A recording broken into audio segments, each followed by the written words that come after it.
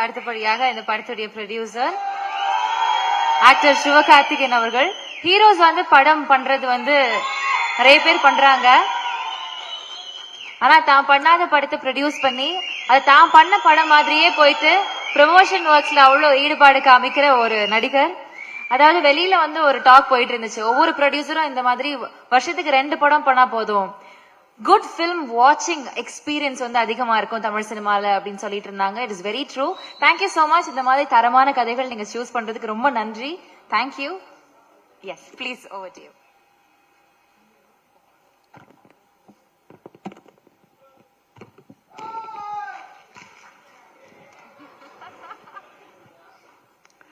நான் வர சொல்லியே, இது கேஸ் ஏன் மேல ஆயிரும். அப்புறம் இங்க வந்திருக்கிற எனக்கு பிடித்த, பேசவா வேணாவா? கிளம்பில எல்லாருமே கிளம்பிடலாம், டைம் ஆகுது. இங்க இந்த விழாவை சிறப்பான ஒரு விழாவை ஆக்குனது மட்டும் இல்லாம மனசுல இருந்து அவ்வளவையும் பாராட்டுகளா கொடுத்த எனக்கு பிடித்த இயக்குனர்கள் எல்லாருக்கும் வணக்கம், நன்றி. கொட்டுக்காளியோட டீம் எல்லாருக்கும் வணக்கம். இங்க வந்திருக்கிற பத்திரிகையாளர்கள், தொலைக்காட்சி நண்பர்கள், இணையதள நண்பர்கள், போட்டோகிராஃபர்ஸ், கேமராமேன் எல்லாருக்கும் நன்றி, வணக்கம். இது முதல்ல நான் கூழாங்கல் படம் பார்த்தேன். நான் எனக்கு அருண் விஸ்வா கூட்டு போய் நம்மளோட ஃப்ரெண்ட் ஒருத்தர் நீங்க இந்த படம் பாருங்க அப்படின்னு சொன்னாரு. நான் அந்த படம் பார்த்தேன். உண்மையிலே எனக்கு அதை புரிஞ்சுக்கிறதுக்கு ரொம்ப ரொம்ப சிரமமா இருந்தது. எனக்கு நான் ஏற்கனவே சொன்னதான், நான் நிறைய உலக சினிமாக்கள்லாம் பார்த்தது இல்ல. எனக்கு தெரிஞ்சதெல்லாம் தமிழ் சினிமால என்னென்ன படங்கள்லாம் வந்திருக்கோ அதெல்லாம் பார்த்திருக்கேன். இங்க இருக்கிறது மட்டும்தான். இதுல வித்தியாசமா வந்த படங்கள் எல்லாம் தான் எனக்கு ஓரளவுக்கு இருக்கிற புரிதல். அந்த படத்தை புரிஞ்சுக்கிறதுக்கு ரொம்ப சிரமமாச்சு. அப்புறம் பேசி தெரிஞ்சுக்கிட்டேன். அப்புறம் அவர் ஒரு அவார்டு வாங்கினாரு அப்படின்னு சொன்னாங்க, ராட்டர்டாம் ஃபெஸ்டிவல். நமக்கு அதிகமா வெளியே தெரிஞ்ச festivals Cannes film festival, Oscar மட்டும்தான் நமக்கு தெரியும். இது ராட்டர்டாம் பிலிம் ஃபெஸ்டிவல்னு சொன்னாங்க. அதுல அவர் அவார்டு வாங்கியிருக்காரு அப்படின்னாங்க. ஓ அப்படியா, ஓகே அப்படின்னு சொன்னா நமக்கு தெரியல. அப்பதான் அருண் சொன்னாரு, இது ஃபர்ஸ்ட் பிலிம், டெபியூ பிலிம் பண்றவங்களுக்கு கொடுக்குற அவார்டு, உலகம் ஃபுல்லா இருந்து செலக்ட் பண்ணுவாங்க. இந்த அவார்டை ஏற்கனவே வாங்கினவர் கிறிஸ்டோபர் நோலன் அப்படின்னு சொன்னாரு. நான் அப்படியே பார்த்தேன் அவரை, வினோத்தை பார்த்துட்டு, எந்த ஊரு பிரதர் உங்களுக்கு அப்படின்னு. அண்ணே இங்கதானே, மதுரை தானே அப்படின்னாரு. எனக்கு ஒரு மாதிரி அப்படியே கூஸ் பம்ஸ் ஆயிடுச்சு. மதுரையில இருந்து போய் ஒரு இன்டர்நேஷனல் பிலிம் எடுத்து கிறிஸ்டோபர் நோலன் வாங்கின அவார்ட ஒருத்தன் நம்ம ஊர்ல வாங்கியிருக்கான், ஏன் இது வெளியே தெரியவே இல்லை அப்படின்னு நான் அருண்கிட்ட கேட்டேன். இல்ல தெரியலங்க, அந்த படம் எப்பதான் ரிலீஸ், அதை ரிலீஸ் பண்ணி இது ஒரு மொமெண்ட் ஆக்கலாமே போது அது என்ன காரணங்கள் எனக்கு தெரியல, அதுக்குள்ள நான் போக விரும்பல, அது கரெக்டா நடக்கலன்னும் போது அப்ப நான் அருண்கிட்ட சொன்னேன், அவரோட அடுத்த படம் நான் ப்ரொடியூஸ் பண்றேன், அவர் என்ன கதை வச்சிருக்காருலாம் தெரியல, என்னவா இருந்தாலும் நான் பண்றேன், கதைக்காக நான் பண்றதுன்ற தாண்டி இப்படி ஒருத்தனை செலிப்ரேட் பண்றதுக்காக நான் இந்த படம் பண்றேன்னு. இந்த படம் ஆரம்பிக்கப்பட்டதுக்கான ஒரே காரணம் வினோத் ராஜ் அப்படிங்கிற ஒருத்தரை செலிப்ரேட் பண்றதுக்காக மட்டும்தான்.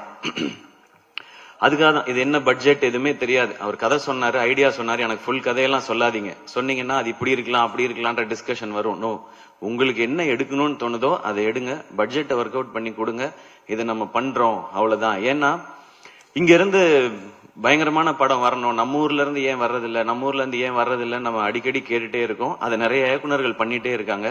அதையும் தாண்டி ஒரு ஸ்டெப் வைக்கணும்னா இந்த மாதிரி ஒரு விஷனோட வரும்பொழுது அவங்கள எந்த கேள்வியும் கேட்காம அந்த விஷனோட அவங்கள விட்டுறதுதான் சரியா இருக்கும்னு எனக்கு தோணுச்சு.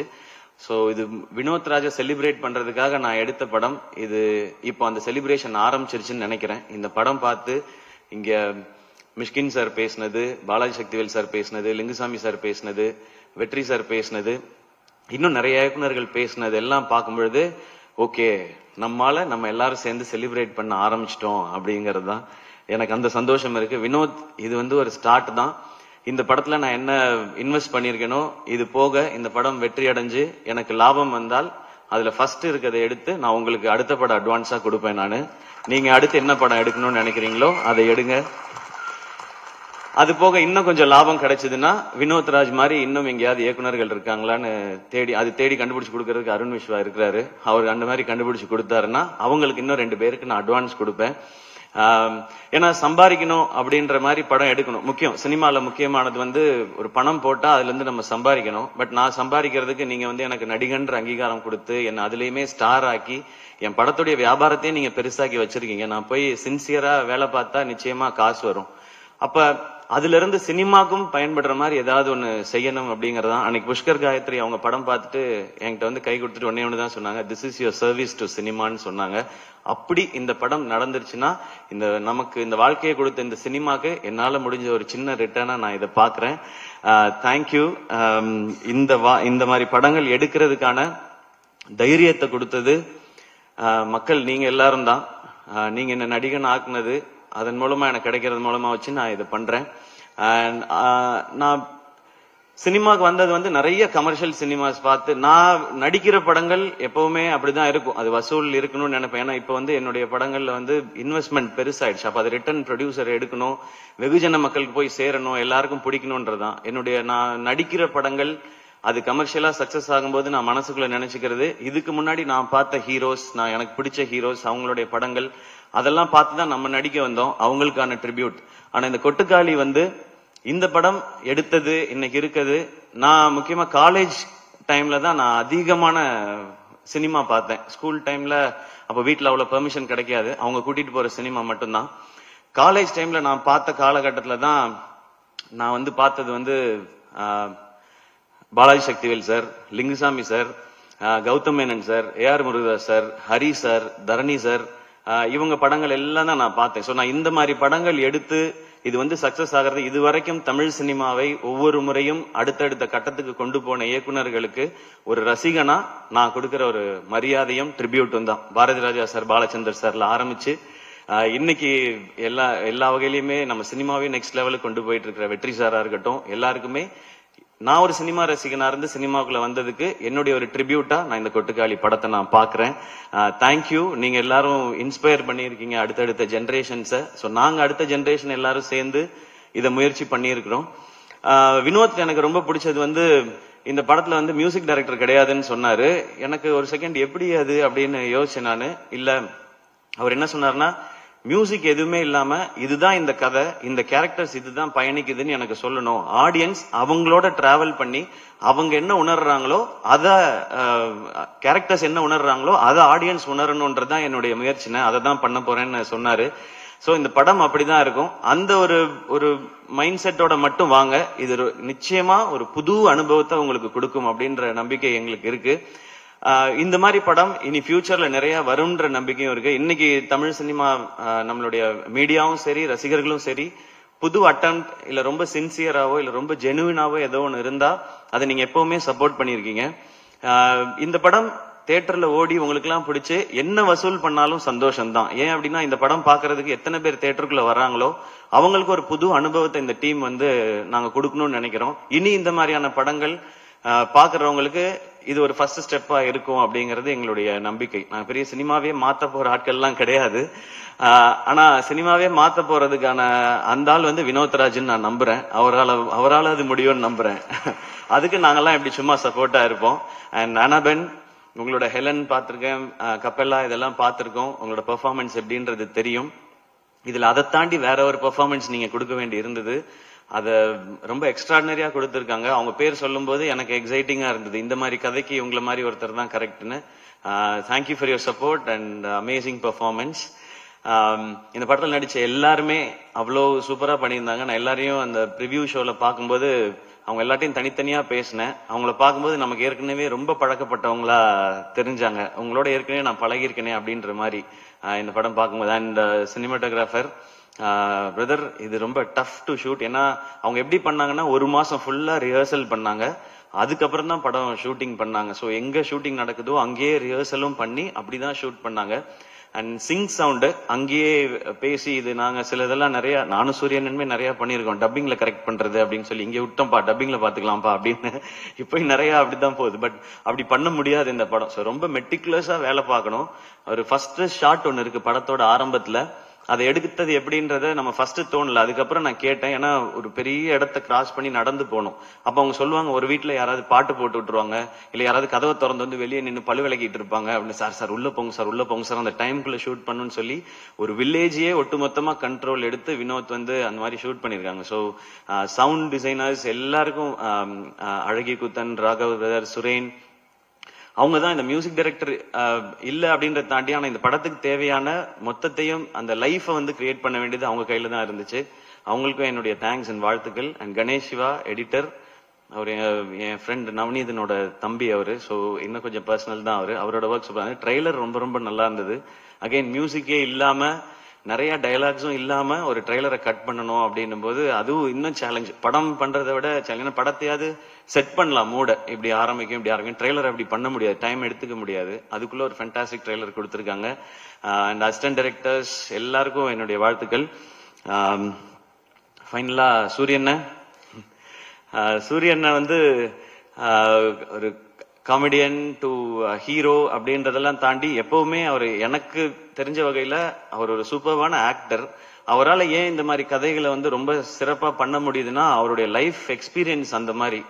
அவர் வந்து மேபி என்ன மாதிரிலாம் காலேஜ்ல போய் டயத்தை வேஸ்ட் பண்ணாம வாழ்க்கைக்கு எது தேவையோ அதை வாழ்க்கைக்குள்ள இருந்தே எடுத்துக்கிட்டு வந்துட்டாருன்னு நினைக்கிறேன். அவருக்கு அவ்வளவு லைஃப் இருக்கு. அவரை நீங்க பார்க்கும்போது ரொம்ப காமெடியான ஒருத்தரா தான் எல்லாருக்குமே தெரியும், ரொம்ப இன்னசென்ட்னு தான் தெரியும், பார்க்க தான் மாணிக்கம். ஆனா அவர் அப்படி கிடையாது. ஊர்ல ஒரு பயங்கரமான ஒரு ஆளு. அவருடைய கதைகள் கேட்டா அதுக்குள்ள எல்லாமே இருக்கு. அவர் வாழ்ந்த வாழ்க்கைக்குள்ள அவ்வளோ இருக்கு. அது மனசுக்குள்ள இருந்து அவர் வெளிப்படுத்தும் போது இந்த மாதிரியான பெர்ஃபார்மன்ஸ் வருதுன்னு நான் நம்புறேன். விடுதலை அவருக்கு ஒரு பெரிய டைமென்ஷன். அதை வந்து வெற்றி சார் வந்து கொடுத்தாங்க. அப்போ அந்த விடுதலை நடந்துட்டு இருக்கும் போதே இந்த கொட்டுக்காளி அந்த படம் பண்ணாங்க. நான் கொட்டுக்காளி ரஷஸ் பார்த்துட்டு சொன்னேன், அண்ணா விடுதலை படத்துல வெற்றி சார் வந்து உங்களை பயங்கரமா ஒர்க் வாங்கியிருப்பாங்கன்னு. அவங்க வந்து யாருனாலுமே பயங்கரமா நடிக்க வச்சிருவாங்க. பட் எனக்கு என்னமோ தோணுது, கொட்டுக்காளி படம் அதை விட 1 மார்க் எக்ஸ்ட்ரா வாங்கிரும்னு நினைக்கிறேன் உங்களோட ஆக்டரா அப்படின்னு சொல்லி. எனக்கு அதுதான் ஃபர்ஸ்ட் ரஷஸ். அப்ப நான் விடுதலை பார்க்கல. நான் விடுதலை பார்க்காமலே எனக்கு தோணுனது அதான். ஏன் அப்படின்னா மேபி அது இன்னும் நெருக்கமா அவரை நமக்கு காட்டினதுனால. அண்ட் இதுல ஒரு சின்ன ஒரு ஷேடு இருக்கு, அது இது வரைக்கும் நம்ம சூரியன்ட்ட பார்க்காத ஷேடு. அதனால எனக்கு அது தோணிட்டே இருந்துச்சு.